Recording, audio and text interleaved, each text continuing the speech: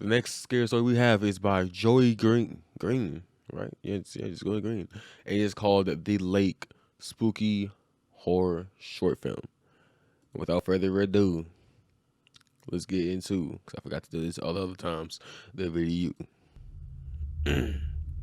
Shit low as hell. The hell, boy? In 1946, the state of Georgia flooded several evacuated rural communities to create Lake Sidney Lanier. It looked weird for a moment, that's why I paused it. Since its creation, the lake has seen the highest number of facilities in the United States.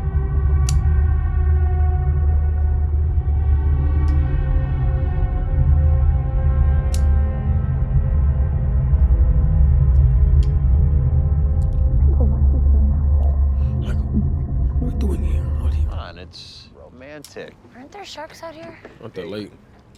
It's a lake. There are lake. sharks. Okay, not in this lake. There's just you, me, and a nice starlit sky. This would be nice. Okay.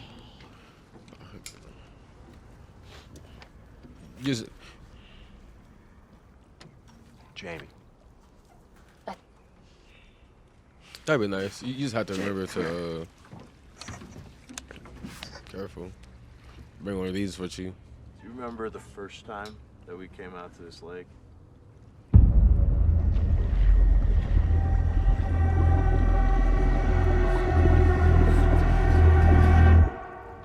It was here, in this exact spot, that I asked you to be my girlfriend.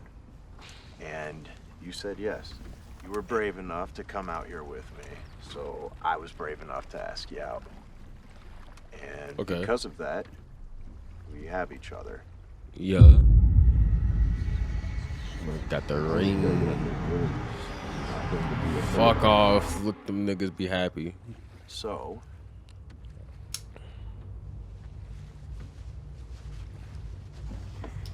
You got the big boy ring out. Jamie, Yeah. It's about that time, bitch. where are you? Okay. No. Right. No. Right. The thing. I dropped the thing. What? What are you doing? I'm going in. Don't. Hold on one second. Fuck.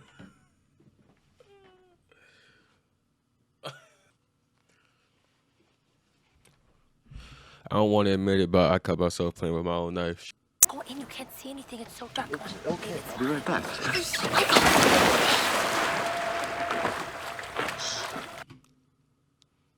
Be careful, children. Things are dangerous.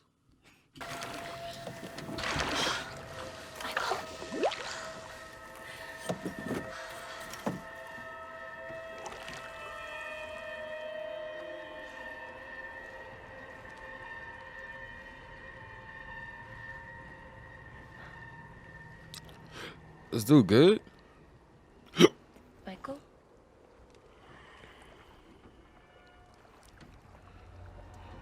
Man, look at her eyes. Look how big her eyes are. God damn. Jamie, I got it. Is that him? Is that someone? What the hell? It's actually not that bad when you get in. Jamie? Some. Yep. Jamie?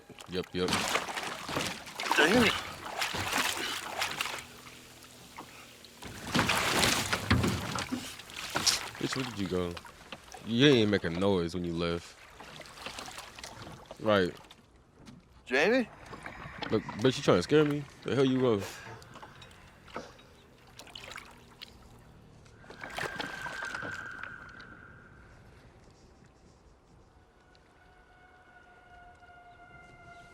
Nigga, get in the boat. Forehead ass nigga.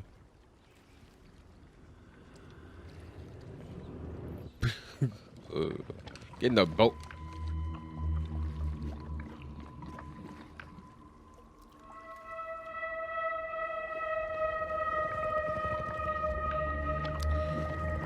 And nobody thought to bring a knife. That's crazy. You can't get back at the thing. There we go. Here we go. Conversation. Let's go.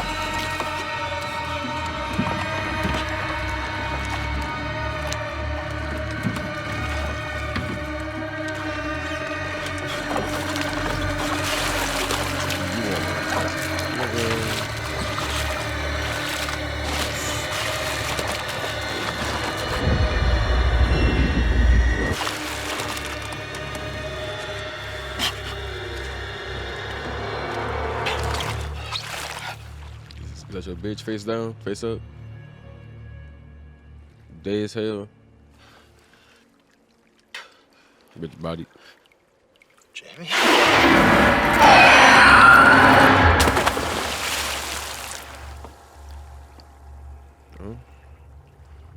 Alright, well, looks like that's the end of the story. Looks like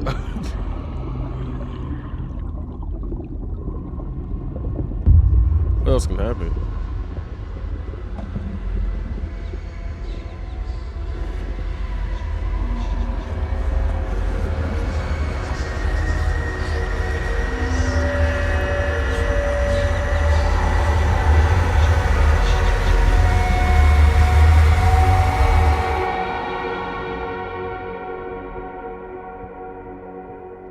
I don't know how I feel about these. I'm not even going front. I don't know. I thought I need more. You know, just more.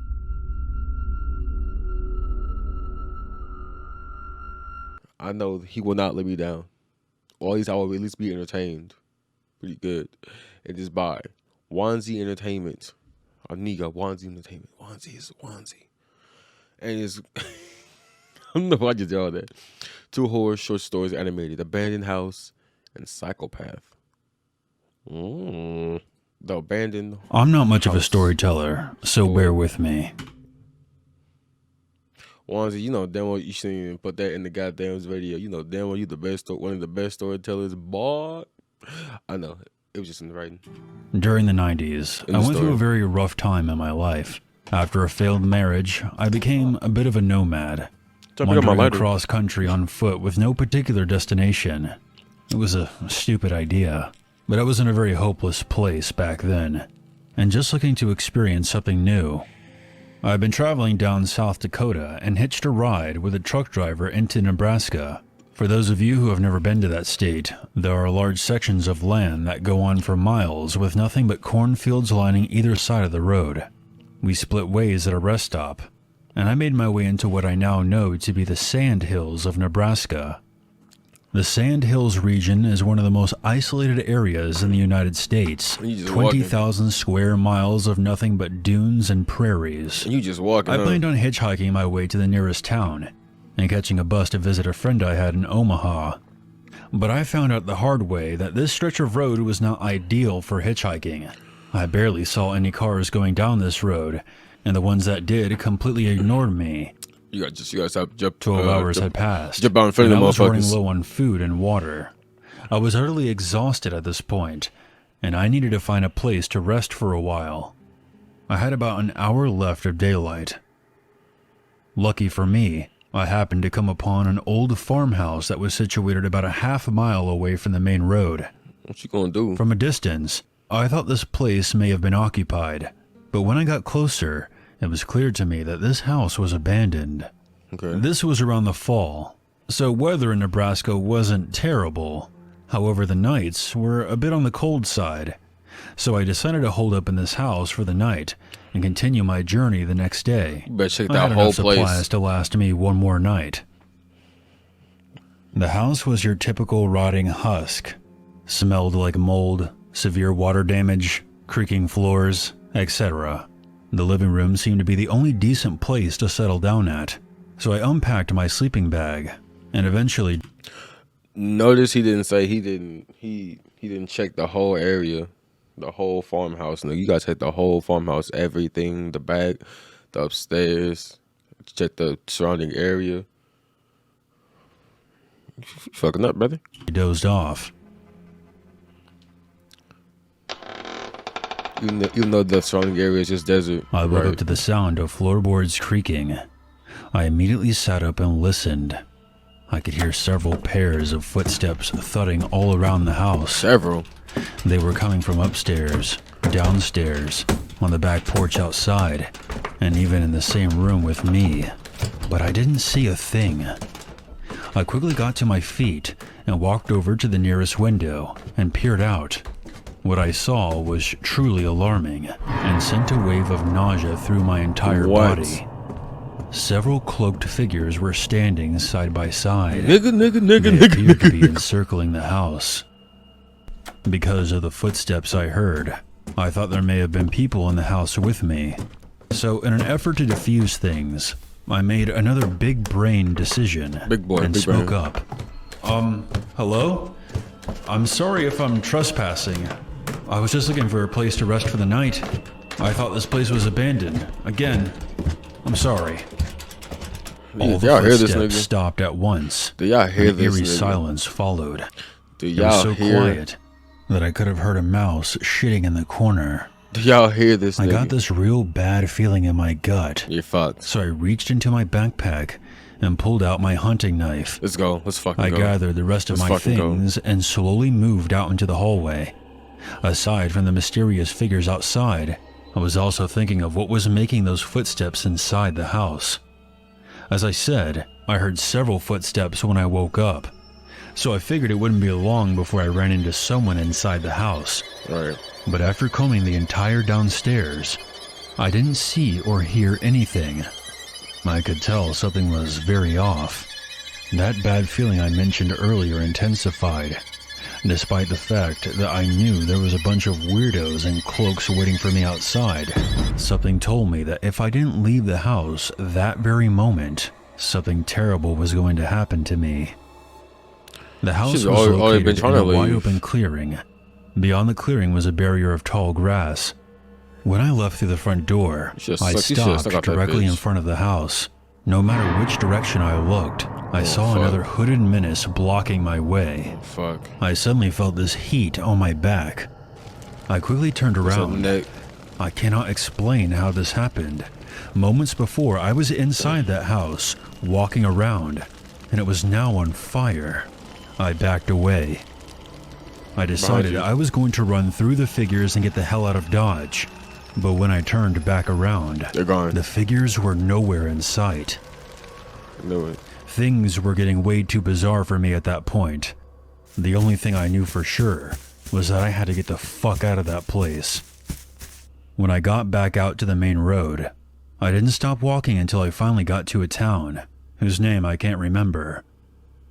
The rest of my time in Nebraska went well. I got my life together shortly after I got back home from my trip. As long as I live, I'll never forget that old farmhouse and those mysterious cloaked figures. So grab your this cheeks. Incident still baffles me to this day, but perhaps some things are best left unanswered. Dum dum. It is. Do you think that I'm a psychopath? Do you think I'm about to fucking stop and restart this fucking camera as usual? 1, 2, 3. How many licks will it take to get to the center of a Tootsie Pop? The world will never know. Have you guys experienced this before? Of course, I can tell you that I'm a very normal person. However, I felt like I'm a psychopath when I was very young. What's your definition of normal? Whenever I talk about this, it feels like I'm talking about someone else, but it's definitely my memory.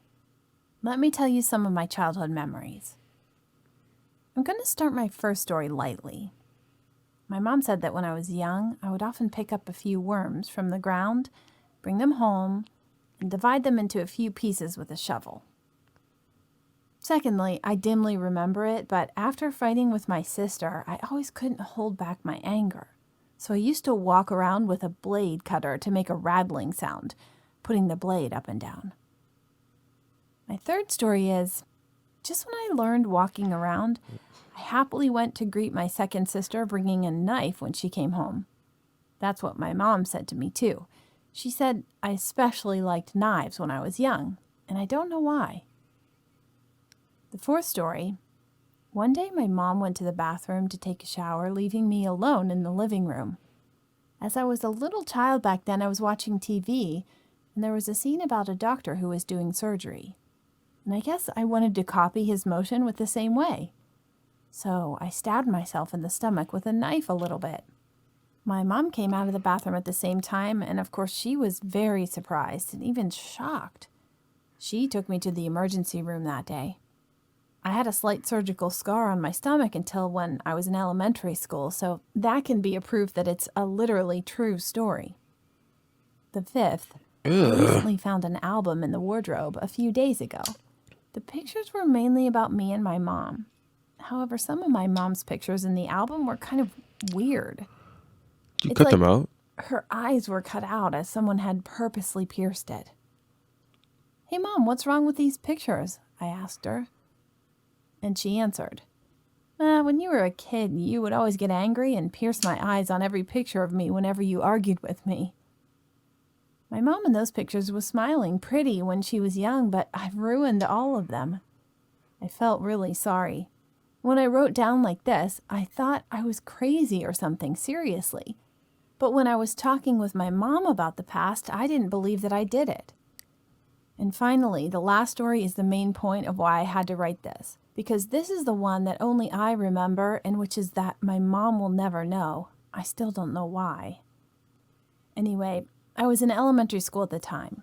One day around 3 p.m., my mom came back from work and fell asleep on the couch. And like a psycho in a thriller movie, I grabbed a big knife in the kitchen and slowly approached my mom.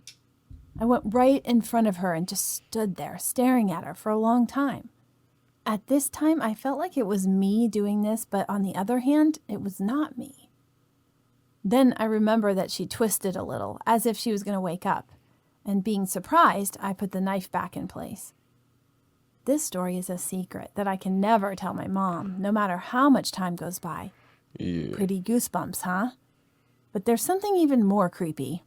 Not long ago, my mom told me about her childhood story with her grandmother. And turned out she once stood behind my grandma's back holding a knife when she was a little kid, like me. But when Grandma turned around and asked my mom what she was holding there, she finally recovered her consciousness, and she put the knife back in the kitchen.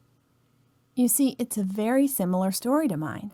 Of course, she never knows what I did that day. She just told me her story accidentally. Don't you guys think it's a creepy?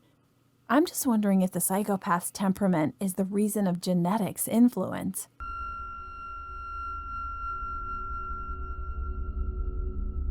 And the name of this last. Fuck it. And the name of this last video is. And the and the name of this last video is called Amy. Let's get into. Without further ado, let's get into the video. Fuck it. I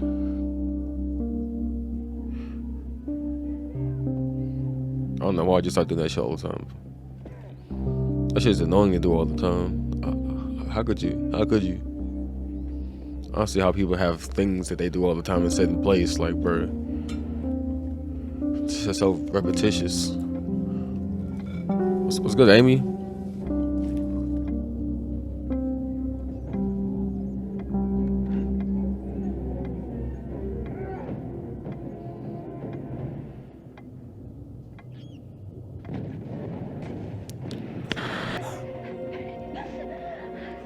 Are you so scared? You good? Walking.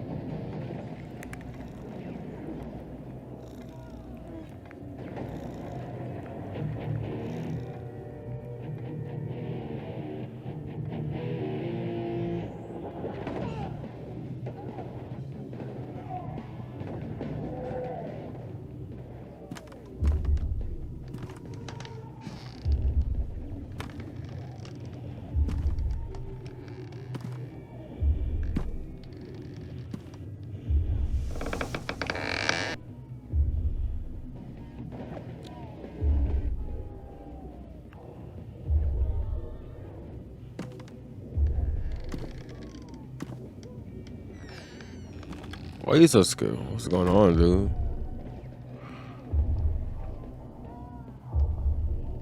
Oh shit. He's waiting for that shit to happen.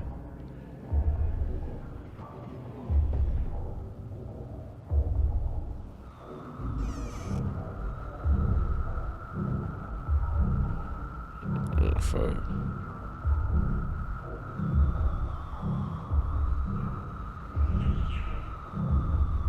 Did this happen on the daily?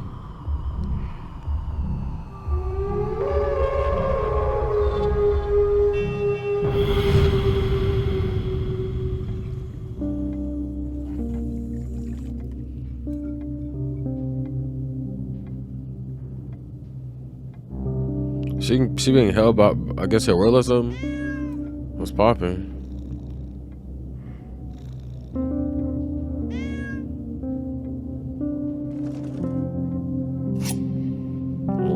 Yeah, stab his bitch ass. Thinking about whether to do it. What are you doing to do it today?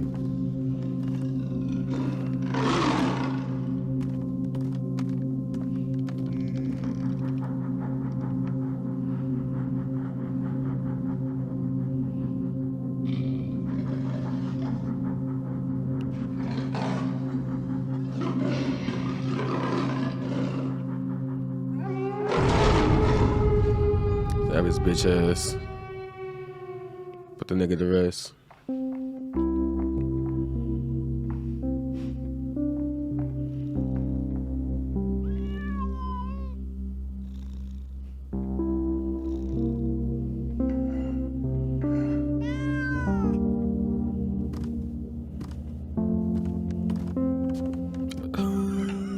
She's feeding him the fucking dude. She's feeding Cat the dude.